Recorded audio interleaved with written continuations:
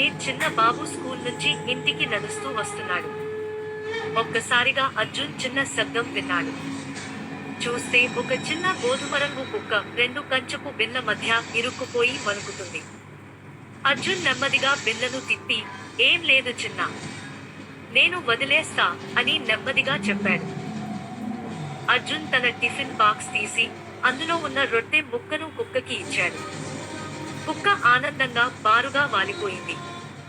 ఆ రోజు నుండి కుక్క ఎక్కడికైనా అర్జున్ వెంటనే ఉండేది.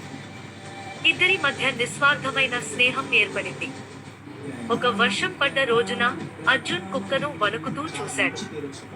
వెంటనే ఇంటికి పరిగెత్తి ఒక పాత టవల్ తీసుకొచ్చి కుక్కకు ఒక నీడను సృష్టించాడు. అర్జున్ తల్లిదండ్రులు అతని దయను చూసి కుక్కను ఇంట్లో ఉంచాలని ఒప్పుకున్నారు. ఇకపై ఆ కుక్క వీధిలో ఉండేది కాదు. ఇది కుటుంబ సభ్యంగా మారింది. ఒక చిన్న మంచి పని రెండు జీవితాలను ఎప్పటికీ మార్చగలదు. మా వీడియో మీకు నచ్చితే సబ్స్క్రైబ్ చేయండి, లైక్